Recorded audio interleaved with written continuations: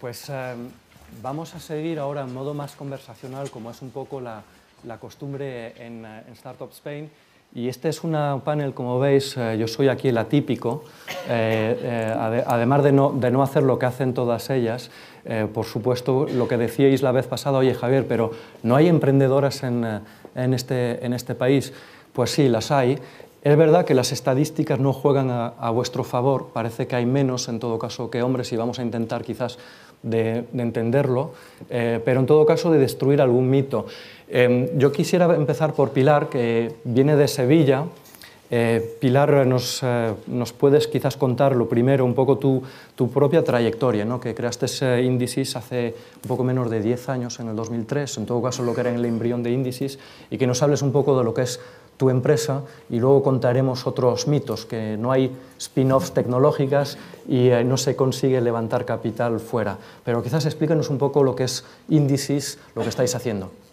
Bueno, la idea de Indicis surgió efectivamente en el 2003. Fue a partir de los resultados de investigación que habíamos conseguido dentro del grupo de investigación de la Universidad de Sevilla al que yo pertenecía y a partir de la experiencia que teníamos los socios fundadores a nivel industrial. Entonces nos dimos cuenta que teníamos algo que era significativamente superior a lo que se ofrecía en el mercado y afortunadamente pues tuvimos la iniciativa de ponerlo en marcha. De hecho, el proyecto se puso en marcha en el 2005 porque tardamos algo más de 2 años y medio en conseguir la primera financiación, que eso ya es parte quizá de la historia.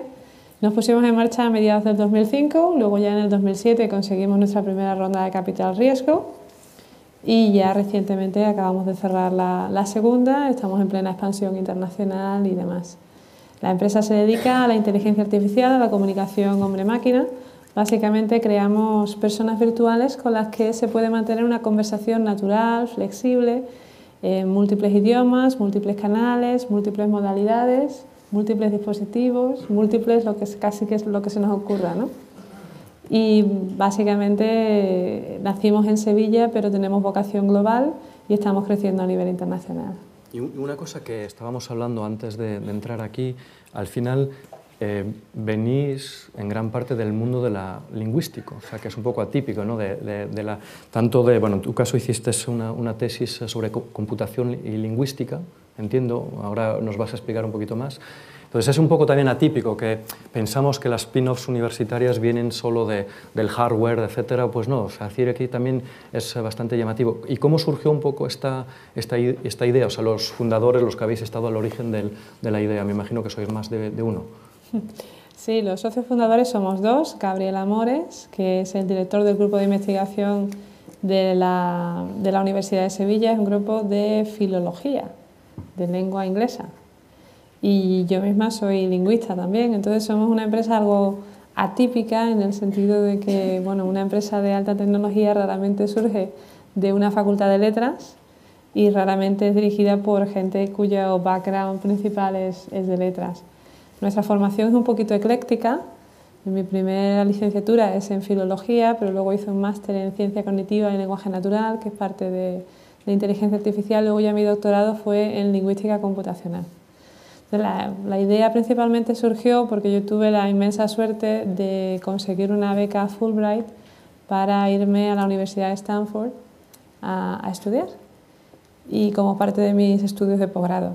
Entonces, una vez pasas al Silicon Valley y experimentas allí el gusanillo del emprendimiento y realmente conoces a la gente, ves que es posible, ves que no son gente distinta, no son alienígenas, no son otra cosa, son exactamente iguales que todos los que estamos aquí, lo que pasa es que creen en sí mismos y tienen esa capacidad de riesgo y de emprender. Realmente te vienes con ese gusanillo y ves la oportunidad y te lanzas. Y hasta aquí. Y cuenta entonces, porque al final habéis hecho un poco historias, quizás un poco como decías, la primera vez que Intel Capital invierte aquí en España. El proceso ha llevado su tiempo, o sea, cuéntanos un poco más cómo ocurrió todo esto, o sea, al final cómo han ocurrido las cosas y que capital extranjero que también invierte. Intel Capital es además el fondo corporativo de venture capital que más prestigio tiene en el mundo, ¿no? Entonces, por eso llama la atención en plena crisis y los conseguís convencer. Bueno, la historia tiene sus altibajos. Normalmente todas las startups, todas las empresas, pues suelen afrontar muchos retos, momentos más fáciles, momentos más difíciles, y ahora en los tiempos que corren pues son un poquito más difíciles que en otros. Pero en definitiva la historia empieza cuando nosotros decidimos que ya es el momento de dar el salto a nivel internacional y empezamos a buscar financiación. Y buscamos financiación en todos sitios, en España, en Europa y por supuesto en América. Entonces hicimos entrevistas, miles casi, hablamos con muchísimas capital riesgo, muchísimos inversores, tanto aquí como allí, como en Londres, en cualquier sitio, y recibimos muchos noes. O sea, eso no ha sido el producto de decir hemos dado y a la primera hemos conseguido. Esto es como todos los procesos, hay que iterar, hay que conseguir, hay que volver a intentar, hay que pulir el mensaje, hay que darle muchas vueltas y seguir intentándolo. Y en todo este proceso pues llegó un momento en que conseguimos levantar o despertar el interés de varias capital riesgo y varias empresas en nuestro sector que querían adquirir nuestra empresa. Intel Capital fue una de ellas y las negociaciones fueron avanzando. Hemos hecho una auditoría tecnológica muy intensa porque obviamente nuestra empresa en particular no es solamente una idea de negocio, sino que tiene una tecnología muy potente detrás que es la base, junto con el equipo y el know-how del negocio en sí. Entonces, bueno, pues una vez interesados comenzamos ese proceso de auditoría, ese proceso de negociación que nunca es fácil, pero que en definitiva nos ha llevado hasta donde estamos, ¿no? Luego ha habido también retos adicionales que se han originado porque Intel Capital no había invertido nunca en España y entonces eso conlleva pues otras dificultades adicionales porque obviamente tienen que montar un equipo nuevo, tienen que familiarizarse con la legislación y con la cultura, que hay muchas cosas que en la cultura anglosajona no se dan y son totalmente inusuales para ellos y han tenido un poco que aprender por ejemplo. No me pongas 10 cosas difíciles. Bueno, vamos a dejarlo en que hay idiosincrasias españolas a la hora de hacer negocios que son inusuales en el mundo anglosajón y que representan barreras a la hora de firmar contratos y a la hora de cerrar esas negociaciones. Vamos a seguir. La regla es que si también queréis intervenir, por supuesto, estáis bienvenidas. Con Marta, y luego ya volveremos a... Marta Esteve es la fundadora de varias empresas de Rentalia y de Top Rural también, o sea, cofundadora de Top Rural. En el 2002 creó Rentalia y en el 2000 Top Rural.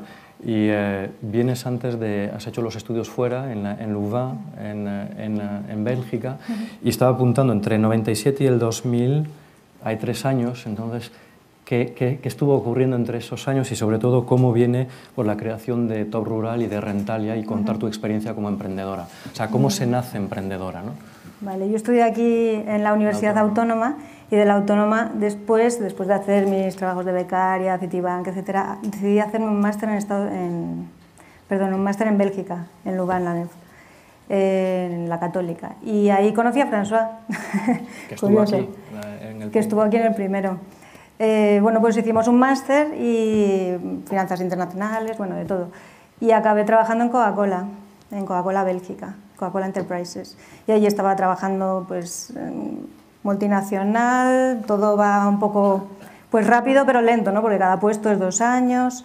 François estaba en la Boston Consulting Group y veíamos que estaba pasando una revolución en Internet que no la estábamos tocando, que había que hacer algo. En España mis amigos estaban buscando turismo rural en papel y en Bélgica estábamos todos buscándolo todo en Internet. Te perdías por la calle, llevabas a un amigo y le decías, dime dónde está esta calle. Estaba todo en Internet, ya se notaba mucho y en España todavía no. Y dijimos, no, hay que ir a hacer algo y pensamos en un nicho, buscar un nicho para hacerse fuerte, un nicho como podía ser el turismo rural, que vimos que todos los amigos estaban buscando eso en papel. Y vinimos a España y la idea era que François se pondría con ello, yo le ayudé, yo le cofundé con él, pero necesitábamos un sueldo, entonces como me apasionaba Internet tanto, dije yo tengo que buscar un empleo en una startup, ir aprendiendo y así vamos colaborando. Todo lo que yo aprenda de startups lo hacemos. François buscó un socio técnico en los foros que íbamos antes de Internet y empezamos en casa, en el salón de casa. O sea, y al principio pues 2, luego 3, luego 4, luego la startup en la que yo estaba, que era de una startup alemana, quebró. Entonces yo aprendí lo que era una startup alemana que se expande por toda Europa. No quebró, vamos, cerró todos los países europeos, se quedó solo en Alemania luego, y era Domeus, de Circle, cambió de nombre en ese tiempo. Y entonces yo dije, bueno, ya es la mía. François ya empieza a cobrar sueldo y se veía claramente que había una necesidad, aparte del turismo rural, pues la gente decía, ¿dónde hay casas de vacaciones que no sean rurales? Nosotros nos fuimos a Cádiz y tuvimos que buscar una casa de vacaciones, era dificilísimo, y digo, hay que montar un portal de casas de vacaciones. Entonces, pues otra vez con el modelo Lean que solíamos hacer, o sea, que hicimos para todo rural, el socio, un amigo de mi ex jefe de Domeus, era informático y le planteé la posibilidad de ser mi socio. Pues socio, él era freelance, entonces la mitad de su tiempo trabajaría como freelance y la otra mitad invirtiéndolo en la empresa. Pues así empezamos. Si nuestra casa había dejado sitio a Top Rural, pues Top Rural nos dejaría sitio a Rentalia en su oficina. Y empezamos así Rentalia en el 2002-2003 y fueron años preciosos, pero muy duros, porque en ese momento la competencia de Barcelona metía 4 millones de golpe, a lo mismo, y dándolo todo gratis. Y bueno, ahí tuvimos que vernoslas. El emprendedor ya sabe que te chocas con una pared, pero tienes que buscar las esquinas para ver cómo lo haces y pues en modelo muy lean conseguimos hacernos un nombre. Luego Top Rural seguía yendo muy bien, Top Rural consiguió un nicho y se volvió muy líder en su sector. Rentalia lo tenía más difícil porque tenía pues el ataque español de tanto dinero invirtiéndose en el mismo sector y nosotros no, y que iban a venir los americanos. Dijimos, aquí hay que buscar una pata fuerte, un socio fuerte que nos ayude a ser los líderes. No, nosotros solos no vamos a poder. Entonces como éramos socios de Jesús y Fernando de Idealista en Top Rural, y ya Jesús me había dicho muchas veces, ten cuidado porque algún día vamos a ser competidores. Dije, espera Jesús, ¿por qué no nos asociamos? Nos asociamos ya en el 2008, ellos entraron en 45% de capital con una opción en unos años se ejecutaría, tenían opción de compra-venta, teníamos opción de compra-venta para dentro de unos años. Y justo cuando ya había cumplido el plazo y ya se iba a ejecutar, nos encontramos con los americanos que al final, con unos americanos, con HomeAway, y estábamos hablando con ellos, le dije, por cierto, yo voy a salir ya de Rentalia. Ah, entonces ya vais a salir de Rentalia. Y entonces empezaron las negociaciones para Top Rural, porque ellos no querían comprar Top Rural si había un socio a quien le iban a dar el dinero y podía invertirlo contra ellos. Entonces fue un momento muy curioso, pero acabamos vendiendo a las dos empresas en 2 meses. O sea, en cuestión de 15 días en el mismo notario, primero una, luego otra. Y luego, como no sabemos qué más hacer, pues a los 15 días, en el mes de mayo, estábamos montando otra, que se llama Soy Super. y es un comparador de supermercados. Y vamos a intentar darle la versión Jean, la versión más femenina, a la compra del supermercado. Yo llevo comprando en el supermercado desde el año 2000 y creo que se puede hacer algo bueno. Entonces esto es lo nuevo que está por salir. Esto es lo nuevo en lo que estamos. O sea que no puedes no crear otra cosa. A ver, sé que es complicadísimo y me lo he pensado bien. Y he mirado los pros y los contras y cuando te llama, te llama. Y hay que hacerlo, no te puedes quedar diciendo, vale, la carrera, o sea, es que lo veo, me veo corriendo, pero me voy a quedar quieta. No, o sea, es muy difícil. Las estadísticas que estuve enseñando, o sea, cómo, también para Pilar y luego haremos hablar de más, ¿cómo te explicas que haya tan pocas mujeres emprendiendo, haciendo lo que estáis haciendo vosotras? Yo creo que es por referentes. Por referentes. Igual que antes no había referentes de juezas, doctoras y ahora está plagado. Yo creo que hace mucho que no hay referentes y que vamos poco a poco haciéndolos, ¿no? Yo creo que se debe más a la educación. Pues un poco el tema del referente, ¿no?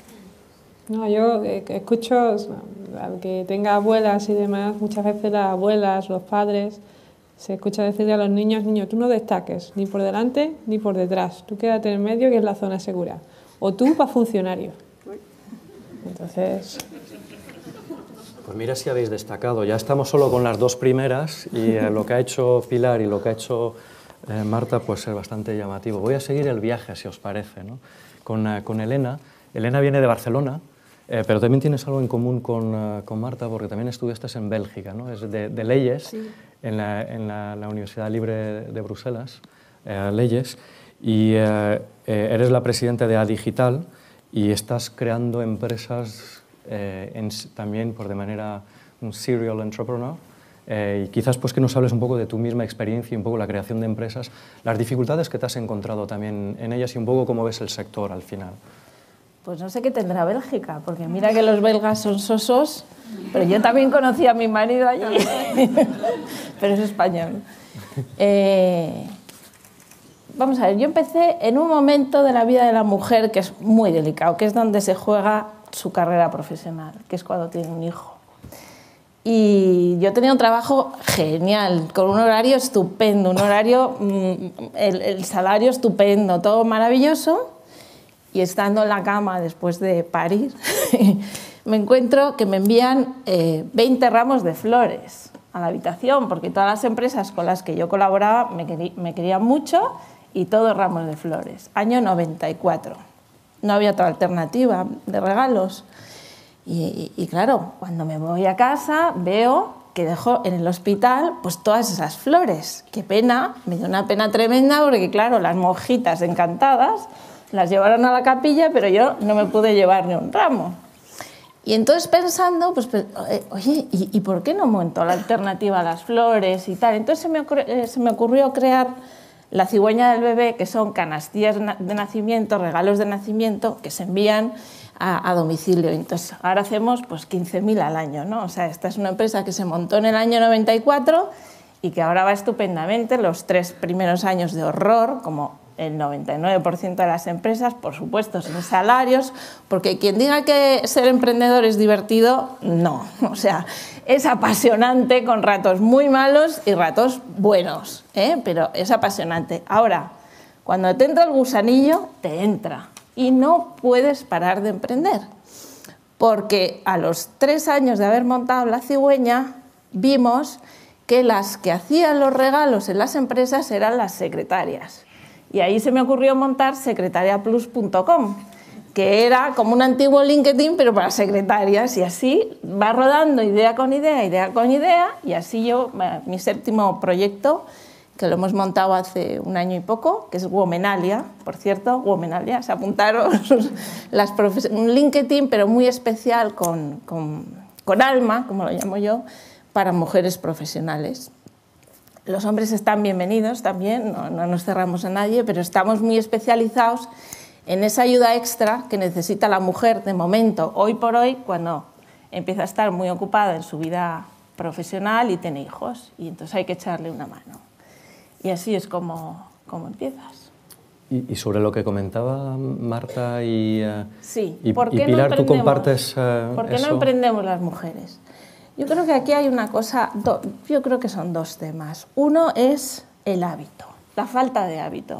Llevamos siglos en que primero las mujeres no trabajaban, luego no estudiaban, y luego ahora viene lo siguiente, que es montar empresas, ¿no? Y segundo, necesitamos también, tanto él como ella, mucho apoyo, mucho apoyo. Yo cuando inicié el primer proyecto, mi marido me decía, pero estás loca, pero con el horario que tienes, el sueldo que tienes, tal, te vas a meter en este follón. Entonces, yo creo que necesitamos mucho apoyo del entorno, porque las mujeres en general somos bastante responsables, lo hacemos todo con los pies en el suelo y claro, nos estamos jugando un sueldo familiar. Entonces ahí necesitamos empuje. Y nosotras ahora, las que tenemos hijos, tenemos una obligación, que es animar a nuestros hijos a emprender. Y yo creo que esto es toda una rueda, ¿no? Cuando ven, ahora mis hijos de pequeños me decían, oye, ¿por qué no vienes a buscarnos al cole? Y ahora me comentan sus ideas ya para emprender a los 18 años, ¿no? Entonces ya ves que se animan y es toda una rueda de hábitos, cambiar hábitos y tener referentes. Muchas gracias, Elena. Vamos a seguir con Catalina, que la empresa que creaste tiene que ver con un sector muy interesante y quizás nos puedas contar un poco sobre, pues, primero, cómo nace Vitalia, o sea, que me imagino después de eres médica de formación, o sea, de la Universidad de Navarra, y contarnos un poco cómo te viene esta idea y lo que estás haciendo, ¿no? Muy bien. Bueno, pues os voy a contar una historia que la gente se cree que es una película, pero es una realidad como un templo. Yo estudio medicina, terapia ocupacional y me especializo en estimulación cognitiva. Yo tengo una pasión que son las personas mayores. Es a lo que siempre me he querido dedicar. He sido la rara de la clase, que nunca nadie quería hacer nada para geriatría, que nadie, pues yo he estado siempre metida en ello. Termino la carrera de terapia, en terapia era la rara, porque ¿qué hace esta viniendo de medicina? Que ahora hace terapia, que aquí ser terapeuta ocupacional es jugar al bingo y hacer macramé, no es otra cosa. Y yo tenía todos mis programas de estimulación, porque en Estados Unidos sí que es una carrera mucho más profesionalizada. Y el día siguiente de terminar la carrera de terapia me llaman de un gran grupo y residencial y me dicen: oye, hemos oído hablar de ti, sabemos que tienes una manera diferente de trabajar, vente a coordinarnos todo el grupo de residencias en el área de la rehabilitación. Imaginaros, ¿no? ¡Wow! Dios mío, acabo de terminar la carrera, al día siguiente me llaman para esto, qué responsabilidad, emocionada, perdida, ahí me presento. Lujo 5 estrellas, mármoles dorados, aquello parecía, vamos, un palacio era poco. Entro dentro y me encuentro en una sala como los que estáis aquí, 250 personas, mirando al techo, literal, cantando pajaritos por aquí, pero no el pajaritos emocionado que uno le cuenta a su nieto, no, el pajaritos de verdad, ¿qué estoy haciendo? Y me acerco a don Pedro, ingeniero de telecomunicaciones maravilloso, y le digo: don Pedro, buenos días, ¿qué tal está? ¿Qué tal estoy? Y miro lo que está haciendo, mira, 2 más 2, 3 más 3, 3 por 2, literal. Le digo: ¿cómo? Y me dice: 50 años de mi vida trabajando y ahora esta gente me dice que haga esto, que es lo que he aprendido en el colegio con 10 años. Yo pasmada, ¿no? Me voy a Doña María y veo un cuaderno que pone de 0 a 2 años en la tapa. Doña María, ¿qué tal está? ¿Qué hace? ¿Qué hago? Pintar. Esto lo hago con mis nietos, pero es que yo no entiendo nada de lo que estoy haciendo aquí. Bueno, yo alucinada voy a la dirección de centro y le digo: mira, yo creo que tenemos un problema, pero ¿qué está haciendo aquí esta gente? ¿Entretenerse? ¿Pintar un pato? ¿Jugar al bingo? ¿Cantar pajaritos? Ay, chica, total, me dice la directora, si se van a morir. Y yo: ¿cómo? Y le digo: ¿y usted no se va a morir? Bueno, es que no lo puedo entender. Y me dice: no, bueno, pues que tienen 80 años. Y digo: ajá. ¿Y los 30 años y 40 que tienen de vida por delante? Bueno, mira, aquí que estén contentitos, literal, y ya está. Y yo: contentitos. Me dice: ay, hija, que no te voy a pagar más, que si quieres hacer otra cosa, hazlo. Pero... Y le digo: pero si es que yo no vengo aquí a pedirle dinero, vengo aquí a decirle que qué narices estamos haciendo con ellos aquí todo el día jugando al bingo.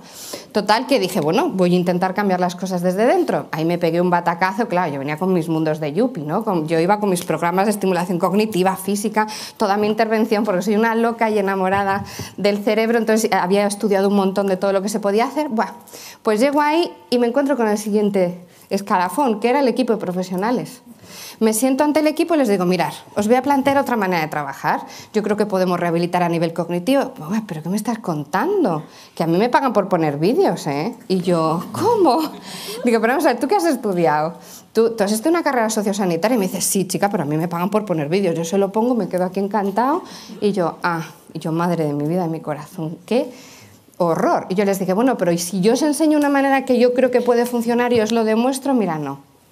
¿Qué quieres que yo te diga? A mí, déjame a cómo estoy. Me di cuenta de lo que realmente se estaba haciendo ahí dentro y pensé: bueno, esto no va conmigo. Oye, yo lo respeto, ellos quieren que estén bien aseados, alimentados y vestidos, pero esto no es lo que yo concibo como envejecimiento. O sea, imaginaros vosotros que mañana os dicen que los 40 años de vuestra vida vais a estar jugando a pintar un pato y al bingo todo el día. Es que os da un jamacuco. Pues, ¿por qué no le va a dar a uno con 80 o con 75? Total, que me fui de ahí. Dije: bueno, pues voy a intentarlo en otro gran grupo, y me pasó exactamente lo mismo. Y este gran grupo era residencia, centro de día, piso tutelado. Era mi mundo maravilloso del mayor. Era un desastre, o sea, yo no lo podía concebir. Y ahí me veis, con 26 años, me siento delante de mi madre y le digo: mamá, voy a montar un concepto de atención al mayor distinto, voy a montar un centro de día. Imaginaos la cara perpleja de mi madre diciendo: pero tú estás loca. Vamos a ver, llevas toda tu vida estudiando y ahora me estás diciendo que vas a ser emprendedora. Y yo: mamá, sí, porque quiero intentarlo. Me vio con tanta fuerza, fue la única persona que me dijo: si de verdad quieres intentar que puedes hacer las cosas de manera distinta, vea por ello, ¿no? alrededor nadie me decía nada de eso, ¿eh? Mis amigos, estás chalada, ¿por qué te dedicas a estas guarderías de niños que es más bonito que dedicarte a los mayores? Bueno, pues yo tenía un concepto de rehabilitación distinta, pero le tenía que poner un nombre. Como lo llamara el método de tratamiento de las personas mayores, ni Cristo iba a venir ni a hacerme ni caso. Como mi apellido Hoffman, dije, ya está el método Hoffman. Oye, no sabéis cómo funcionó. Todo el mundo se cree que soy un científico a día de hoy, que tengo 80 años, y luego me conocen y nadie se lo cree. O es mi abuelo el que ha seguido la saga, yo soy el que sigue la saga familiar, y luego el método Hoffman soy yo. Entonces ahí me voy. Bueno, método Hoffman, toc, toc, toc, me voy a llamar a todo el mundo, hospitales, clínicas. Oye, tengo un método de tratamiento de estimulación cognitiva, física, neuropsicológica, soy capaz de saber cómo están las áreas cerebrales, cuáles afectadas. Un speech, porque es la realidad, y todo el mundo me decía, mira, bonita. Bonita, cielito, era lo más habitual, ¿eh? No os vayáis a creer. No me estás contando que has inventado algo que no existe, esto yo no me lo creo. Yo digo, madre mía, ¿cómo hago? Mi flor verde estupenda, mi bizo rotulado por las calles de Madrid, toc, toc, haciendo esto es vital, y a nadie me hacía ni caso. Dije, ¿sabéis lo que tengo que hacer? Demostrarlo. Demostrarlo con hechos reales, con personas reales, cómo las personas a través de mi metodología Hoffman de verdad cambiaban, y eso fue lo que hice. Encontré un grupo de profesionales que me costó mucho de reconocer porque nadie creía en mí, que les dije, os voy a enseñar todo lo que he creado porque la metodología es eso, es un proceso de rehabilitación, un estudio que hice exhaustivo del comportamiento del cerebro de los 60 a los 100 años, tiene una base profesional, es decir, no es el humo de la florecita verde Vitalia y yo haciendo toc toc, sino que había una parte científica, pero lo tenía que demostrar, y así empecé. En 2004 abro mi primer centro, mi primer equipo de profesionales, y no entraba nadie. Ni Cristo. Yo tenía 10 personas contratadas ahí full time y no tenía ni un abuelito, porque nadie creía. Decía, uff, qué horror, un centro de día. Uff, yo espero que eso mi madre nunca lo necesite. Ay, sí, están todos con la baba, sentaditos. Y yo, no, de verdad que no. Dije, esto va fatal, aquí nadie me hace ni caso. 2004, tremendo, imagínate todo mi dinero invertido ahí, porque hipotequé mi casa, busqué financiación, más de 800 sucursales bancarias en toda España. Fui a hacerle toc toc hasta que una creyó en mí, es decir, muy complicado, porque era un sector muy mal visto. Hasta que entró Martina en mi vida, y Martina es la señora que más adoraré en toda mi vida, que fue mi primera usuaria, a la que nunca olvidaré, que hoy en día tiene todavía 96 años y está fantástica. Entonces, a través de Martina, el hijo estaba tan desesperado que había oído que existía una metodología por ahí pululeando, que le habían contado que tenía un diferencial, y que él, como ya no había nada que hacer y todo el mundo le había dicho que estaba todo perdido, quiso traer a Martina al centro. Bueno, el cambio de Martina fue tan impresionante, tenía una depresión muy fuerte, con un deterioro cognitivo, y de no hablar, no sonreír, de ser otra persona, se transformó. Es verdad que hay veces que te asusta de lo impactante que es el cambio, ¿no? Pero a través de Martina empezó a venir más gente. El boca a boca, a nivel barrio, a nivel sector médico, empezó a pasar todo el mundo a decir, oye, esta persona antes no caminaba y ahora camina, no hablaba y ahora habla, ¿qué es lo que está haciendo esta mujer detrás, ¿no? ¿Qué es la metodología? Eso hizo que 2004, 2005 y 2006 fueran muy difíciles porque entraba poquita gente, pero en 2007 empezó a haber más, y como yo soy una persona que lo intenta todo, porque así somos yo creo que todos los emprendedores, dije, yo voy a intentar demostrar que esto es un reconocimiento científico. Pasé 5 años de tribunales y en 2008 se reconoce la metodología Hoffman como obra científica en la propiedad intelectual. Os hemos demostrado que nadie en el mundo trabaja como nosotros con caso clínico real. A partir de esa fecha empiezo a tener el centro lleno. Vale, tengo mi centro, 200 metros cuadrados, 40 usuarios, lleno. ¿Y ahora qué? Porque yo quería dar atención a mis mayores en general, no eran mis mayores del barrio de Ferraz, en Madrid, que es donde lo abrí. Y se me presenta una oportunidad impresionante, que es un inversor que me dice, toma, 5 millones de euros, abre todo lo que tú quieras en España. ¡Wow! Señora, hay que darle una mellada, ¿no? Sí. O señora, no sé. Imagínate. Pues en ese momento, que me dijo, sí, 5 millones te doy, abrimos 50 centros, pero yo te digo cómo, yo te digo cuándo, yo te digo dónde, y es más. La metodología Hoffman, bueno, habrá que hacer algún recorte porque tanto personal no me gusta mucho. Total, que quería que se convirtiera en una fábrica de abuelitos, y yo le dije que no. Ante la crisis escénica de toda mi familia, otra vez, diciendo, tú estás loca, estás diciendo que no a 5 millones. Y creé la primera red de franquicias de centros de día. Todo el mundo, qué horror, franquicia, centro de día, personas mayores franquiciar, que suena fatal. Digo, espérate, porque yo voy a crear un nuevo modelo de franquicia. Yo lo que voy a hacer es buscar inversores que quieran invertir en esto y yo me ocupo de todo. Pues a raíz de eso, desde 2008 hasta la fecha tengo 35 centros en España. En 3 años he crecido muchísimo, ahora mismo tenemos una media de 85 personas por centro que atendemos. Hemos iniciado la expansión internacional en México y en Brasil, que la verdad es que es una cosa espectacular. En México sí que vamos por franquicia, en Brasil es una joint venture con centro propio, vamos a hacer 40 centros en 5 años. Estoy con una propuesta encima de la mesa, hacer una cátedra Catalina Hoffman en la Universidad de Anáhuac, en Mérida, que ni yo me creo, para hacer especialidad en todas las carreras universitarias que tienen ellos allí, y acabo de crear una fundación, la Fundación de Catalina Hoffman, en junio, para ayudar a las personas mayores sin recursos. Así que quien os diga que los sueños no se pueden hacer realidad, os está engañando, es real. Se pueden hacer luchando, con esfuerzo se puede conseguir.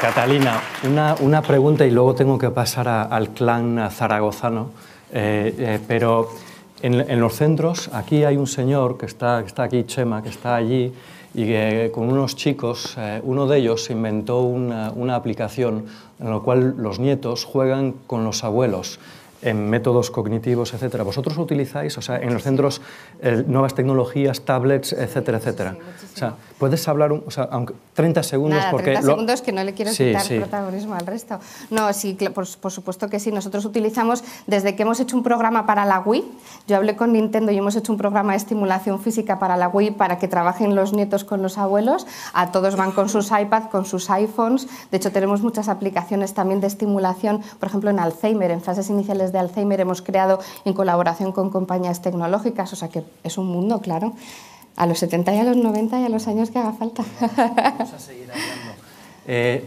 Vamos a pasar a Alicia, como decía, aquí estamos en territorio aragonés, estamos entrando en el territorio aragonés porque hay Alicia y luego María, las dos vienen hoy de Zaragoza. Alicia Asín es la fundadora de Libelium, que bueno, estudió en la Universidad de Zaragoza, estuvo también en el programa de SADE. Luisa comentará algo sobre ello. Bueno, si quieres también lo comentas ahora tú mismo, Alicia, y explica un poco cómo al final pues, nace Libelium, los primeros pasos de Libelium y lo que sois hoy en día. Bueno, yo la verdad es que después de mis compañeras, pues no sé si voy a tener que salir y dar volteretas para que me escuchéis, ¿no? Para que hacer algo un poco espectacular. Realmente nosotros somos dos socios, los dos ingenieros informáticos de la Universidad de Zaragoza y bueno, pues de una manera bastante inconsciente, que es como se hacen la mayoría de las cosas importantes en la vida, pues estábamos en mayo de 2006 y una tarde pues me llama David y me dice, oye, vamos a tomar algo. Mira, he estado haciendo el proyecto fin de carrera en Londres sobre protocolos, pues bueno, un poco aplicar lo que son los protocolos de comunicación de los insectos, que se comunican pues con muy bajo consumo, con mensajes muy pequeñitos a todos los enjambres y bueno, pues he unido un par de ideas, cómo esto se podría relacionar con sensores y demás y bueno, pues el resultado es que podríamos llegar a hacer que, por ejemplo, una ciudad llegara a tener monitorizados pues, los plazas de aparcamiento que hay. Es decir, vosotros vais conduciendo por Madrid y poder ver en vuestro GPS, gira a la derecha, gira a la izquierda y puedes aparcar. O el nivel de ruido de la Castellana es tal, o el nivel de contaminación que hay en tal sitio tal. Pero no solo eso, sino que un bosque pueda mandar un mensaje directamente a los bomberos y decir me estoy quemando, o hoy el riesgo de incendio es mayor, o incluso en un viñedo que bueno, pues el propio campo, a través de sensores, emita mensajes que digan hoy no necesito tantos plaguicidas, hoy hay más riesgo de hongos y demás, ¿no? Pues un poco el decir, conectar los sensores con Internet. Y claro, me dijo, bueno, yo es que creo que es muy fácil, ¿no?, hacer esto. Y yo me quedé así y dije, pues claro, claro. Realmente teníamos 24 años, no habíamos acabado la carrera, pues es que es la edad de la inconsciencia. Yo dije, yo pensaba, pero ¿cómo no lo vamos a hacer? Si es que es obvio, ¿no? Y decíamos, claro, lo único que necesitamos es 3.000 euros, que nosotros decíamos, claro, 3.000 euros pues, no son 2.000, pues porque lo mínimo de una sociedad limitada son 3.006, ¿vale? Entonces, ahí pusimos un poco en marcha lo que es filosofía de vida. Dijimos, bueno, lo vamos a intentar y nada de family, friends and fools ni nada por el estilo. Lo vamos a hacer nosotros y bueno, vamos a ver hasta dónde llegamos. Y un poco el factor diferencial que hemos tenido, ya no a nivel tecnológico, sino a nivel de modelo de negocio, es que nosotros el día que empezamos no teníamos un modelo de negocio y eso no me da ninguna vergüenza reconocerlo, ¿no? Es más, teníamos una tecnología, que es lo que suelen tener los ingenieros cuando emprenden. Y me acuerdo, el día que empezábamos a hacer nuestra web, decíamos, ¿y aquí qué ponemos? ¿Y qué ponemos? ¿Qué vendemos? Los dispositivos, los servicios, el software, no teníamos ni idea. Y eso fue un poco lo que nos fue forzando a hacer el modelo de negocio. Pero lo que sí que teníamos claro era que teníamos vocación de emprendedores y no vocación de empleados. Cuando conoces gente en Silicon Valley y demás, que lo primero que hace el CEO es decir, pues voy a levantar capital, dices, me parece muy bien, pero tú no tienes vocación de emprendedor, tú tienes vocación de empleado. Lo primero que estás haciendo, nada más crear tu empresa, es buscarte un jefe. Es lo primero que estás haciendo.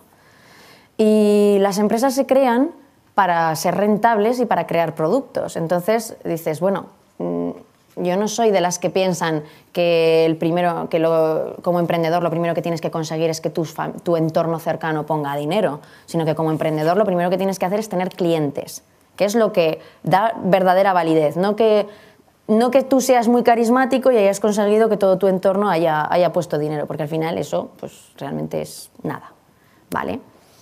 Entonces, esa filosofía nos ha dado muchas cosas. Nos ha dado el hecho de que nos centráramos en quitar todo lo superfluo de la empresa, en tener un control de costes que, bueno, a día de hoy llevamos 6 años y seguimos practicando y nos ayuda mucho. Y sobre todo a que estuviéramos obsesionados con tener clientes y con hacer un modelo de negocio que funcionase y pudiera ser sostenible. De hecho, si estábamos hablando de que nosotros creamos Libelium en noviembre de 2006, en mayo de 2007 ya estábamos empezando a facturar. Estábamos empezando a facturar muy poquito, pero ya teníamos los primeros clientes. Y es un mito, otro mito que a mí me gusta romper, que es el de no se puede hacer una startup tecnológica sin capital riesgo. Bueno, pues sí se puede y además no hace falta sufrir durante años y años y pegarte 3 años de investigación y luego, ya veremos luego esto cómo se pone en valor, ya veremos luego cómo rentabilizo yo esto y ya me inventaré un modelo de negocio cuando venga un inversor y me ponga el dinero. Que es, pues bueno, algo que es bastante habitual. Hemos contado, eso sí, con ayuda de Cedeti.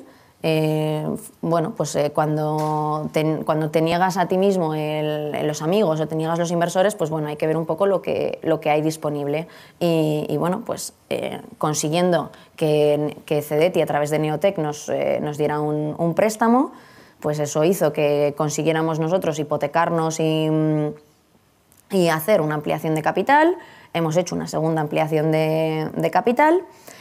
Y a día de hoy, 6 años después, pues Libelium vende a más de 50 países en todo el mundo, vamos a abrir en breve en Estados Unidos, estamos 32 personas y somos rentables. No somos espectaculares, pero somos una empresa sostenible ya a día de hoy, que es algo que vas a Silicon Valley y parece que tienen todas las lecciones que darnos ellos a nosotros. Bueno, pues desde España también hay algo que les podamos enseñar, ¿no? Dicen, ¿y cuándo vais a empezar a ganar dinero? Y digo, no, nosotros ya somos rentables, ¿vale? Podremos tener mayor o menor capacidad de expansión, pero es algo que podemos hacer. Y sobre eso, o sea, ya que estás rompiendo mitos, cuenta un poco tu experiencia precisamente americana de estos últimos meses, ¿no? De lo que estuviste viendo y un poco en comparación, o sea, y puntos interesantes y limitantes que ya los estás adelantando, algunos de ellos, ¿no? En Estados Unidos y aquí.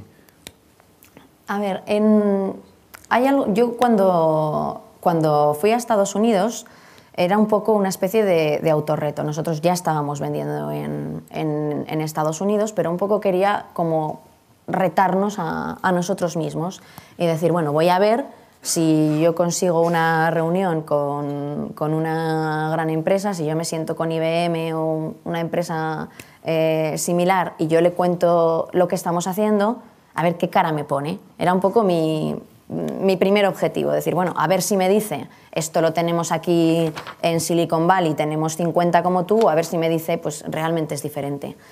Y la verdad es que en todas las empresas en las que estuve visitando, pues todos reconocían esa parte diferencial, ¿no? Y de hecho se sorprendían mucho y me decían, pero ¿tus ingenieros dónde están? ¿Están aquí o están...? Y yo decía, no, están en Zaragoza, son todos ingenieros de la Universidad de Zaragoza. Y les sorprendía increíblemente, ¿no? Su sorpresa era casi insultante, si me lo permitís, ¿no? Ellos no lo hacían con malicia, pero es cierto que es un poco doloroso. Entonces, hay 3 cosas que yo he visto como principales diferencias entre Estados Unidos. La primera es que hay cultura. Y me refiero a cultura, que tú puedes decir que tienes cultura emprendedora cuando tú vas a una universidad, coges así y dices, esta puerta. Te metes, preguntas, vamos a ver, ¿cuántos os habéis planteado que después de esto vais a emprender? Y te levantan la mano como la mitad. Eso es increíble. Aquí, para que te levanten la mano la mitad, tienes que preguntar que cuántos quieren ser funcionarios. ¿Vale? Yo una vez hice la prueba y fue un desastre. Estaban como 40 o 50 personas y me levantó la mano uno después de decir, bueno, igual. Pues eso es lo primero. Lo segundo es el que no tienen miedo al fracaso, ¿no? Es algo que se repite hasta la saciedad y casi es que, pues bueno, me aburre, ¿no? Hasta de decir, pero es que es cierto. Es que allí es una experiencia extra y es algo a valorar también. Decir, bueno, pues esta persona se ha visto en una empresa, el emprender lleva una serie de competencias, como es el buscar financiación, la creatividad que tienes para buscar clientes, para buscar modelos de negocio, la gestión de personas. Eso digamos que avala que tienes ciertas capacidades, ¿no? Y aquí, pues, cuando una persona dice que le ha salido mal, pues lo miramos un poco como si fuera un trampero o un tahúr que algo te querrá engañar, y es algo que también hay que cambiar, ¿no? Y en tercer lugar, es que ellos suelen estar siempre muy orgullosos de su individualismo. Muchas veces les gusta meter en el discurso, yo he conseguido esto sin un solo dólar de los americanos. Y a lo único a lo que se están refiriendo es a que no han tenido subvenciones ni ayudas estatales. De hecho, están muy mal vistas allí. Están como que usas el dinero del contribuyente. También es cierto que el acceso a financiación de capital riesgo allí es bastante fácil, ¿no? Pero tiene una segunda lectura. Si nos olvidamos ya no solo en términos de financiación, podríamos aplicarlo a todo, ¿no? A que allí la gente no espera que las soluciones les vengan del Estado, de los bancos, de otros sitios. No están esperando que alguien les arregle nada ni les solucione nada. De hecho, no hablas, cuando tú estás hablando con emprendedores de allí, las primeras conversaciones que surgen no son críticas a fíjate qué difíciles son los trámites burocráticos o qué pocas facilidades da el Estado o qué poco no sé qué, sino que suelen ser cosas siempre de gestión empresarial. Qué complicado es la gestión de personas y el acceder a un talento que esté bien cualificado. Es decir, están en otro nivel de decir, yo asumo mis problemas y son cosa mía y yo tendré que solucionarlos. Muchas gracias. Me gusta, rompiendo mitos. O sea, uno de esos que no sé que se puede hacer una startup tecnológica sin capital emprendedor. Eso me gusta mucho. Justo al lado está María. Vamos a seguir en Aragón. Cuando conocí bueno, en realidad no conocí directamente a María, pero fui a visitar a Zaragoza, una aceleradora donde está a Alicia, y los vecinos son dos, bueno, en realidad son muchos, pero está María y otro de que ha creado la empresa. Y quizás aquí vamos a romper otro mito, o sea, porque Se dice mucho que en España no hay spin-offs universitarias.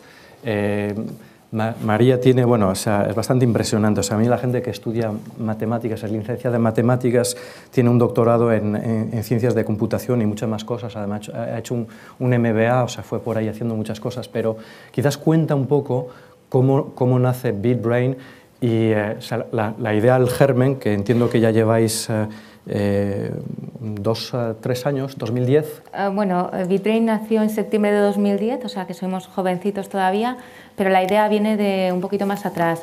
Nosotros nacimos efectivamente como spin-off de la Universidad de Zaragoza, tanto mi socio Javier Mínguez como yo trabajábamos allí en la universidad. Bueno, pues Javier era titular, yo tenía un puesto de profesora y de investigadora, y la verdad es que es curioso. BitBrain surgió, Javier hizo la tesis, hizo una silla de ruedas robótica que iba evitando obstáculos. Entonces en su tesis lo hizo, el robot pues seleccionaba dónde querías ir con el ordenador y la silla iba sola evitando obstáculos. El siguiente paso fue pues con una PDA, con una pantalla táctil, el siguiente con la voz. Y Javier dijo, bueno, ¿y ahora qué más puedo hacer? ¿No? Y se le ocurrió, oye, ¿por qué no lo hacemos con la mente? ¿Por qué no movemos la silla de ruedas con la mente? Entonces, bueno, nos fuimos y, bueno, esas cosas que hacemos en la universidad, sin saber muy bien por qué. Entonces nos fuimos yo me fui a Freiburg, él se fue a la Universidad de Tübingen, allí en Alemania, y trajimos la neurotecnología, que básicamente lo que es recoger la señal eléctrica del cerebro con unos sensores y decodificarlo en tiempo real. ¿Para qué? Bueno, pues depende, ya veremos para qué. El caso es que llegamos a Zaragoza, montamos el primer laboratorio de neurotecnología de España, conseguimos mover la silla, fue la segunda silla de ruedas que se movía en el mundo con el pensamiento. Tuvimos también otro proyecto que era teleoperar un robot con el pensamiento. Este fue el primer prototipo que hubo en el mundo. De hecho, Javier y un estudiante se fueron a Japón y desde Japón movían un robot en Zaragoza. Como os podéis imaginar, se montó un circo increíble mediático. Salimos en la revista Science, en Wired, en un montón de medios de comunicación. Al día siguiente teníamos periódicos de todo el mundo preguntándonos, bueno, pues qué proyecto tan bonito, y venga a preguntarnos. Y imaginaros cuál era la última pregunta que nos hacían todos los periodistas independientemente del lugar del mundo. La pregunta era, ¿cuándo va a llegar esto a la sociedad? ¿No? Y esa era justo la única pregunta que nosotros no sabíamos contestar. Porque cuando estás en la universidad, o por lo menos cuando nosotros estábamos en aquella época en la universidad, estoy hablando de 2008, nosotros hacíamos tecnología, hacíamos investigación para avanzar en conocimiento, pero en ningún momento estábamos pensando en hacer una aplicación a corto plazo. Y la cuestión es que a medida que los periodistas, y ya no solamente los periodistas, sino amigos y familiares, te empiezan a preguntar, oye, esta tecnología parece muy interesante, esto podría ser muy útil para personas que tuvieran algún tipo de problema, etcétera, ¿no podríais hacer algo y tal? Te empiezas a plantear si no te estás equivocando y si a lo mejor no deberías plantear tu investigación en algo más focalizado a corto plazo. Y de hecho yo creo que tanto Javier como yo estamos convencidos que dentro de 10, 15 años la neurotecnología va a ser algo que vamos a tener en el día a día, y que a lo mejor si conseguíamos sacar una empresa ya y conseguíamos empezar a ser rentables ya, pues dentro de 10, 15 años eso que llevaríamos ganado a nuestros competidores. Así que decidimos montar BitBrain. Entonces, en aquel entonces pues nacimos sin saber muy bien lo que queríamos hacer. Claramente robótica no, porque no era sencillo pasar esos proyectos de investigación a la realidad, y empezamos a darle vueltas. Y decidimos dirigirnos al sector salud. Decidimos dirigirnos no a los mayores, decidimos dirigirnos a déficit de atención con niños con déficit de atención. Ya hablaremos. Sí. Es una enfermedad que afecta al 8% de la población infantil, es una enfermedad que desgraciadamente se ha puesto muy de moda entre los médicos, y normalmente cuando un niño ya no atiende parece que le ponen el San Benito de este niño tiene déficit de atención, le empiezan a dar medicamentos, estimulantes, hay niños que le están dando con 8 años Prozac, o sea, realmente es un problema bastante duro. Y decidimos que queríamos dedicar todos nuestros esfuerzos de investigación a eso. Paralelamente, claro, cuando vienes de la universidad tienes muchísima experiencia en pedir proyectos de investigación. Entonces conseguimos, la verdad es que nos fuimos a Bruselas a una convocatoria de proyectos del 7º programa marco y conseguimos financiación europea. Pues $500.000 el primer año y ahora acabamos de conseguir otro $500.000. O sea, tenemos nos hemos traído $1 millón de la Comisión Europea. Y eso nos permitió arrancar sin financiación privada tampoco. Realmente la empresa es de mi socio y mía y arrancamos así. A los 6 meses nos dimos cuenta que el problema del déficit de atención no éramos capaces de ver los procesos que medían en la atención de esos niños. Con lo cual, imaginaros pues ya todos los ingenieros, toda la investigación lanzada y de repente que no eres capaz de hacerlo. ¿Qué haces? ¡Oh, Dios mío! O sea, se va toda mi idea, todo mi plan de negocio, todo mi esto, de repente esto no está funcionando como yo pensaba. Y bueno, como dice siempre Javier, bueno, caer está permitido, levantarse es obligatorio, así que lo que hicimos fue levantarnos. Al día siguiente ya teníamos a todos los ingenieros atacando algo, te va a gustar mucho, Catalina, el tema de la memoria de trabajo. Ahora somos capaces de mejorar la memoria de trabajo de las personas, tanto personas que no tienen ninguna patología como personas que tienen patología. En depresión, por ejemplo, estamos mejorando muchísimo a las personas que tienen depresión, que cursan con deterioro cognitivo. Hemos vuelto a atacar el tema del déficit de atención. Ahora sí que lo estamos consiguiendo, como un 30% de los niños que pasan ya somos capaces de ayudarles. Y bueno, lo que pasa es que el tema de salud pues lleva su tiempo, porque tienes que hacer las validaciones clínicas. A nosotros sí que nos viene gente a pedir, oye, quiero poner esto en mi establecimiento, pero hasta que no lo validemos del todo no queremos salir. Entonces, bueno, tenemos otras líneas de negocio, sobre todo porque cuando montamos BitBrain era no al corto plazo, sino a largo plazo. O sea, yo veo que dentro de 15, 20 años no usaremos Google, dentro de 15, 20 años pensaremos lo que queremos encontrar en Internet y nos aparecerá, ¿vale? Y eso es lo que esa es la visión de BitBrain. Y de hecho, uno de los proyectos más bonitos que tenemos ahora mismo es, hemos desarrollado un pequeño prototipo de un gorro con unos sensores que tú te lo pones, es de bajo coste, es más o menos mono, no es como los típicos de clínicos que te ponen ahí un montón de gel y un gorro de piscina, no, es más o menos discreto. Y básicamente hemos pasado toda la tecnología a nuestro móvil. Entonces ya la gente de BitBrain podemos jugar con el móvil y con nuestro cerebro y nuestra idea es sacarlo y que realmente esa neurotecnología, que era nuestra ilusión que llegara a toda la sociedad, pues que realmente llegue a la sociedad. Muy interesante, María. O sea, yo ya cuando estuve en sus oficinas, estuve apenas 5-10 minutos, el tiempo que Javier me explicase lo que estabais haciendo y todavía me quedo más impactado, de veras, enhorabuena, ¿eh? Y yo aún así una pregunta, al final, o sea, ¿cómo, porque o sea, destruyes un mito, estáis destruyendo un mito de que eso, no hay spin-offs universitarias, las hay, por supuesto, pero quizás no tantas, es decir, al final, un poco lo que estás contando es un poco un accidente, entonces, ¿qué deberíamos estar haciendo para que hubiera quizás más vocación? Porque claro, el tipo de conocimiento que vosotros tenéis y trasladarlo a algo empírico y sobre todo además algo muy necesario de lo que estáis haciendo, pues te llama mucho la atención y sin embargo es verdad que hay menos traspasos, ¿no? Entonces, ¿qué es lo que aquí estamos fallando o haciendo mal o no suficientemente? Bueno, yo creo que básicamente es una cuestión de educación. El profesor universitario al final está haciendo algo que le gusta, que es hacer investigación básica, no tiene la necesidad a lo mejor de salir de su entorno de confort. Yo he tenido la suerte de estar en los dos lados, entonces el profesor universitario, el investigador, dice que venga a la empresa, me coja la investigación y que la convierta en un producto, y la empresa dice, no, yo no me puedo arriesgar a ir hasta allí porque no sé si esto va a llegar. Entonces yo siempre he apoyado mucho las spin-offs en ese sentido.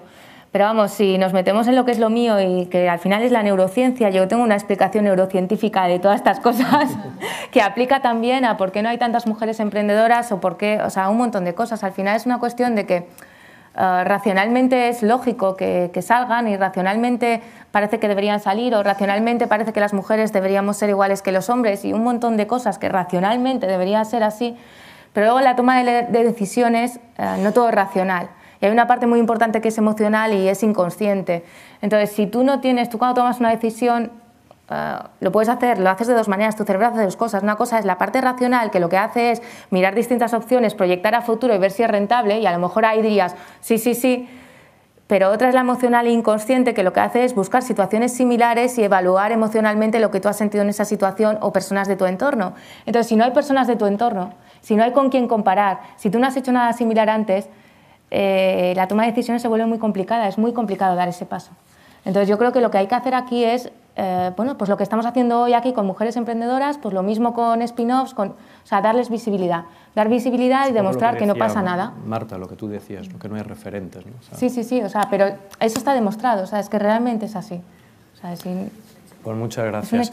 Vamos a seguir con Noelia. Vamos a pasar. Aquí también hay una peña gallega que no se autoproclama como tal, pero somos mayoritarios, creo, ¿no, Noelia? Y entonces, con Noelia, Amoedo es la CEO de MediaSmart, que es una startup que se ha creado este año, en el 2012, Y quizás cuenta un poco también de dónde procedes, porque entiendo que fuiste por el mundo de la física también, sí. Y luego Stanford. Cuenta un poco tu historia. Pues a ver, mi procedencia, a ver qué cuento yo interesante después de todo esto, ¿eh? Me lo ponéis difícil, ¿y tú?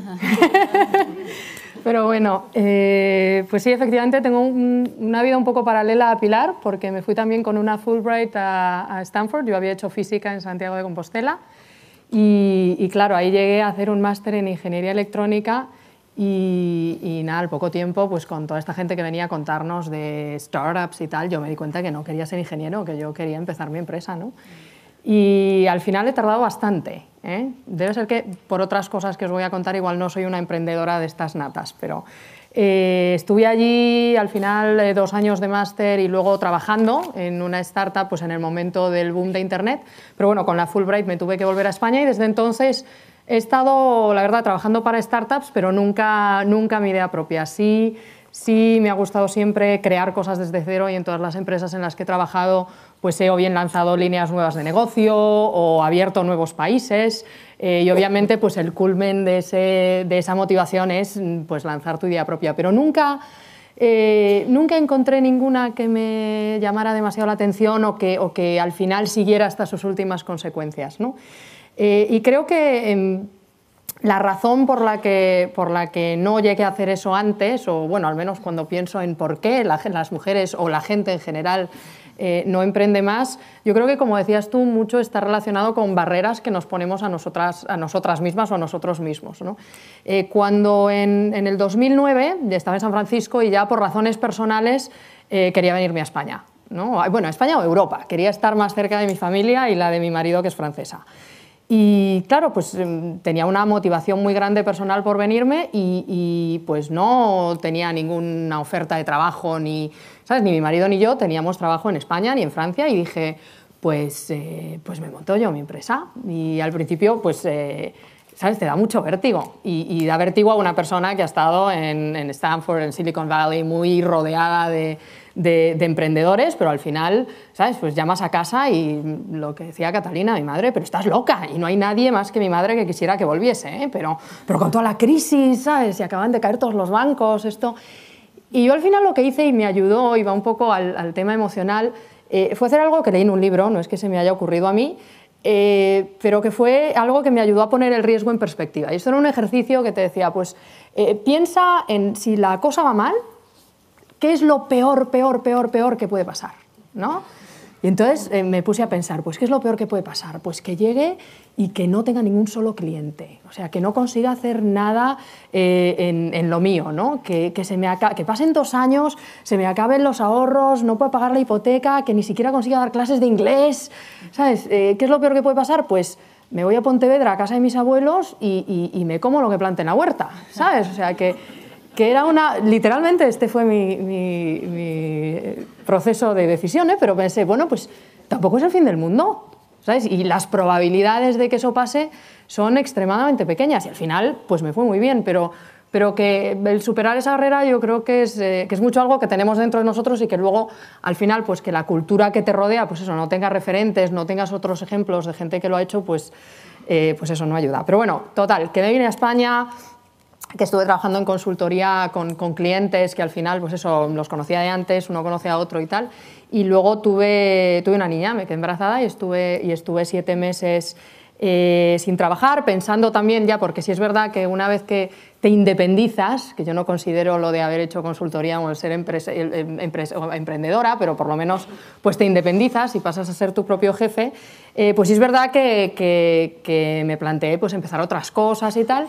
Y en medio de este proceso de ideas pues entré en contacto con el proyecto de MediaSmart, que digo que no soy emprendedora de verdad porque no es mi idea original, en el sentido de que los inversores pues habían encontrado una oportunidad de negocio, una ventana de oportunidad en lo que es el mundo de la publicidad en el móvil orientada a resultados. Y entonces, pues hablando con los inversores, estaban buscando a alguien que un poco ejecutase esa idea y bueno, la aterrizase primero y la ejecutase. Y me pareció muy interesante, me convencieron y pues me puse al frente, ¿no? Y pues esto fue en enero del año pasado. MediaSmart es una red de publicidad en el móvil que está basada en una plataforma de optimización que nos permite maximizar resultados para los anunciantes. Al final, nuestra misión es hacer más efectivo el proceso de compra en el móvil, pues a través de un algoritmo que es matemáticamente complicado y en el que hacemos compras de inventario en tiempo real, tomamos decisiones críticas para la rentabilidad de nuestro negocio en menos de 100 milisegundos, con lo cual pues a nivel tecnológico es complejo, pero al final eso, nuestra misión es hacer el ecosistema de la publicidad más efectivo, que al final es lo que consigue que se puedan seguir ofreciendo servicios y contenido pues de forma gratuita en el móvil, ¿no? Que no sería posible sin la publicidad. Y somos 10 y la cosa va bien. Pero vamos, que no he tenido que luchar con conseguir financiación y todas estas cosas que son súper difíciles, o sea, me siento un poco... Te la han traído. Te la han traído, ¿no? Sí, la verdad es que sí. Vamos a seguir porque si no, luego vamos a tener que comer sobre el segundo panel con Belén Barbero, que es la fundadora de Bebas Closets y la cofundadora de Fab Shoes. Belén estudió prácticamente en todos los lugares, ¿no? Es decir, estaba repasándose en comillas, en LSI, en NYU, bueno, has tenido ahí una trayectoria interesante. Pero bueno, cuéntanos un poco cómo has creado primero Bebas Closet y luego un poco lo que estáis haciendo con Fab Shoes y luego alguna pregunta más. Pero cuenta un poco cómo también naces a emprender algo. Pues bueno, yo estudié, como has dicho, en comillas, estudié económicas. Cuando terminé empecé a trabajar en Bain & Company, en la consultora estratégica. Y bueno, la verdad es que para mí fue una experiencia increíble, aprendí un montón, pero yo desde siempre había tenido la pasión o la vocación de dedicarme al mundo de la moda. Y bueno, cuando yo decidí qué carrera estudiar, pues sí, en aquel momento, ahora ya sería diferente, pero si en aquel momento le hubiese dicho a mis padres que yo quería estudiar diseño, me habrían dicho cosas que nos han dicho todas aquí, que sería, estás loca, ¿cómo vas a estudiar diseño? Así que yo directamente no lo intenté, pero siempre tuve en mente que una vez que tuviese mi carrera, en algún momento quería dedicarme a eso.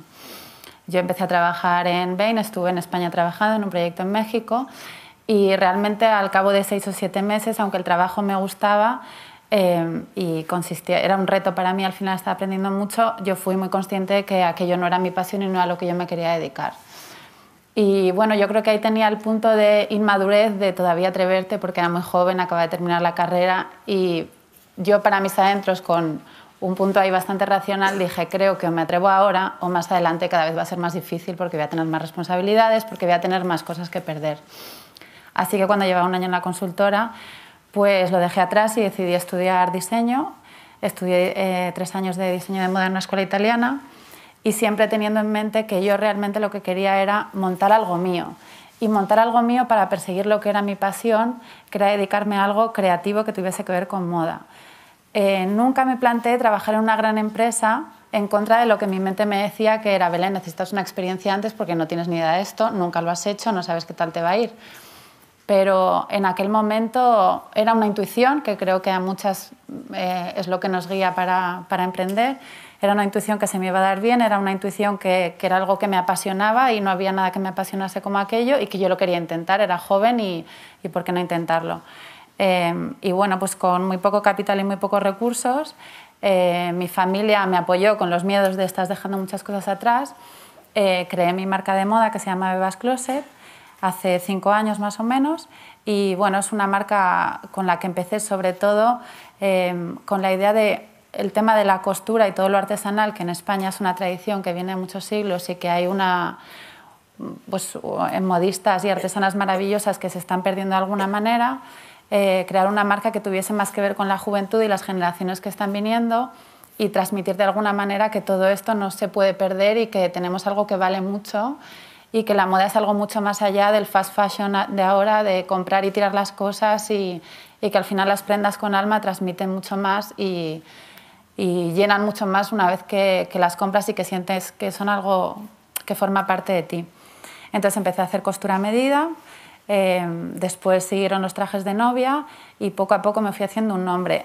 Creo que es algo muy diferente a los proyectos que habéis contado aquí o muchos de ellos, porque la parte tecnológica básicamente desde un principio fue cero, sin embargo era un proyecto mucho más artesanal. Y una gran diferencia en esto es que creo que en el mundo de la moda lo más difícil es montar una marca. Puedes tener un buen producto, pero al final, si no tienes una marca, es muy complicado de vender, con lo cual el proceso desde el principio con una inversión muy baja es bastante lento. Pero ahora, después de 5 años y medio, pues sentimos que por fin empieza como a explotar y que existen las posibilidades de que esto sea grande, con lo cual feliz de haber perseguido mi pasión y de haber perseguido algo que en un principio económicamente no prometía mucho, y yo era muy consciente de eso, que dejaba atrás una oportunidad que seguramente económicamente me habría reportado mucho más. Y bueno, y mientras estaba desarrollando mi proyecto, pues a finales del año pasado, un antiguo compañero con el que yo había trabajado en Bain, que era un exdirectivo de Privalia, pues bueno, me llamó y me comentó que estaban empezando un pequeño proyecto, que todavía no tenían inversores, pero que existía la idea, y básicamente era la idea de traer a España un modelo de negocio que ha funcionado muy bien en Estados Unidos, que consiste en una web de venta de accesorios, especialmente de zapatos, y que, al contrario de las webs que se han creado últimamente, en lugar de ser, digamos, un escaparate de muchísimas marcas y muchísimos productos, consiste en selecciono como estilista para ti los productos que mejor te van. Te presto un servicio como un personal shopper, pero a través de Internet, a unos precios muy económicos, para seguir un poco la tendencia de hoy en día de lo que existía en ropa y que poco a poco va trasladándose a zapatos, que es, ya no quiero una prenda cada temporada, un abrigo cada temporada, sino que quiero 4 porque las modas cambian rápidamente y quiero estar al día. Entonces me plantearon el proyecto, a mí me apeteció mucho, sobre todo por el tema Internet. Yo conocía muy bien las redes sociales para mi negocio, pero desconocía el tema del e-commerce, y para mí era un reto muy importante. Y ellos dos, pues básicamente eran 2 socios con un business angel holandés que tenía muchos contactos. Presentaron el proyecto antes de que llegase yo a varios fondos, y sobre todo se interesó un fondo americano. Entonces es curiosa la historia que cuentan, y tiene que ver con el hecho de ser mujer, que cuando llegaron a presentar este fondo americano, que realmente estaba interesado porque era un modelo que ya había funcionado en Estados Unidos y el caso era traerlo a Europa, pues presentaron el proyecto y los inversores básicamente les preguntaron: genial, los números dan, todo nos cuadra, creemos en el modelo de negocio. Les miraron a los dos así un poco de abajo arriba y les dijeron: pues de vosotros dos, ¿quién sabe algo de zapatos y quién sabe algo de moda? Se miraron así los dos y dijeron: la realidad es que ninguno de los dos tenemos ni idea. Entonces, básicamente los deberes de este fondo de inversión en concreto fue: necesitáis una tercera socia que ponga la parte que vosotros no sabéis. Y ahí fue cuando ellos me llamaron y bueno, yo me embarqué en el proyecto con un montón de ilusión, y en noviembre del año pasado pues hicimos el tour, que creo que hemos hecho unas cuantas, por Silicon Valley. Vimos un montón de fondos americanos porque en nuestro proyecto, curiosamente, se interesaron mucho más fondos americanos que fondos españoles, que prácticamente no vimos, contactamos con unos cuantos, pero no presentamos a muchos de ellos, y sin embargo en Estados Unidos conseguimos un montón de reuniones, y finalmente Bloomberg, un fondo, apostó por nosotros. Y empezamos a desarrollar el proyecto en enero. En marzo lanzamos la web y ya somos 500.000 usuarias, tenemos 1 millón de visitas al mes y nada, pues trabajando mucho, felices con que vaya saliendo adelante, y con 2 proyectos que, como veis, son totalmente opuestos. Al final uno es algo muy artesanal, más pequeño, y el otro es online, de un montón de visitas al mes, etcétera, pero que es algo que a mí me ha venido fenomenal, porque al final estoy en el mundo de la moda en 2 sectores totalmente diferentes. Y Belén, una pregunta ya para cerrar prácticamente, con respecto a lo que se comentaba al principio de las barreras, ¿no? Unos mencionaron no hay referentes, el tema educativo, otros son más genéricos porque el tema del miedo al fracaso se comentó ya en varias sesiones. ¿Tú qué verías? O sea, ¿por qué esta estadística de 12% al final, en la parte más tecnológica, diría, ¿no? A ver, yo lo que he vivido en mi propia piel, o para mí un gran freno o una gran decisión, siempre ha sido el hecho de cómo llegar a conciliar vida laboral y vida familiar, sobre todo con el tema de los hijos.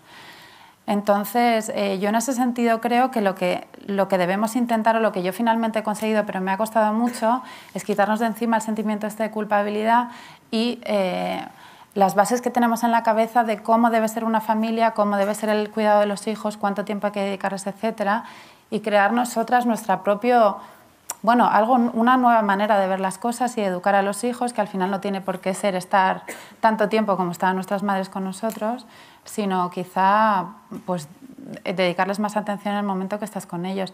Pero sinceramente eso, muchas veces decimos que es algo que la sociedad nos impone, el tema del cuidado de la familia, etcétera, y yo por la experiencia y compañeras con las que he trabajado creo que no es algo que nos impongan, sino que es una decisión propia. Nosotras mismas somos las que queremos dedicarnos en buena parte al cuidado de los hijos, entonces somos nosotras las que tenemos que encontrar la manera de conciliar las dos cosas. No es que nos obliguen, sino que es una decisión propia y muchas veces en la balanza hay que pesar las dos para encontrar los momentos de hacer cada cosa. Muchas gracias.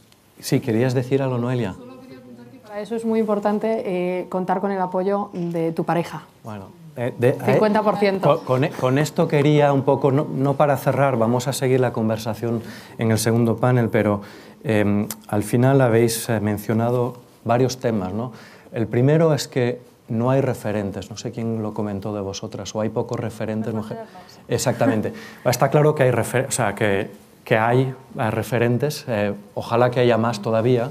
Probablemente hay que hacer más de estos tipos de eventos, probablemente. También habéis mencionado el tema de la educación, ¿no? Y incluso fuiste tú, Elena, ¿no? Animar también, al final las madres y los padres, o sea, con los hijos siempre es complicado de animarles a emprender, probablemente si es una hija todavía quizás hay temas culturales que estamos ahí arrastrando, y lo primero también, pues eso, padres, mujer y hombre, no hay referentes, no hay apoyo, o sea, necesitaríamos más apoyo del entorno, que es lo que acabáis de mencionar ahora, tú Belén y tú Noelia. Al final, pues que en este caso, que los maridos, y probablemente los padres también, es decir, pero los maridos desde luego que estén más por la labor de empujar. Y luego hay temas que habéis mencionado aquí, que hemos escuchado en las 3 sesiones anteriores.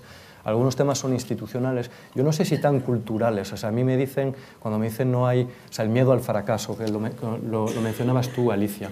El miedo al fracaso, está claro de que el miedo al fracaso puede ser mayor aquí en España, en Europa, que en Estados Unidos, pero es que tampoco las leyes ayudan. Es decir, si tu patrimonio personal aquí también te lo llevas en caso de fracaso empresarial, pues es muy complicado que no haya cierto miedo al fracaso. Entonces, si uno levanta esas digamos, barreras institucionales, probablemente pues se liberaría mucho más potencial emprendedor. Y yo no quiero alargar más, pero creo que os quedó claro de que hemos derrumbado más mitos. Mitos de que no se puede hacer una startup tecnológica sin capital emprendedor, hay excepciones, mitos de que no hay spin-offs universitarias tecnológicas absolutamente sorprendentes, y podría alargar la lista, mitos de que no hay, obviamente, mujeres emprendedoras. Entonces, lo único es un gran aplauso para todas mis compañeras.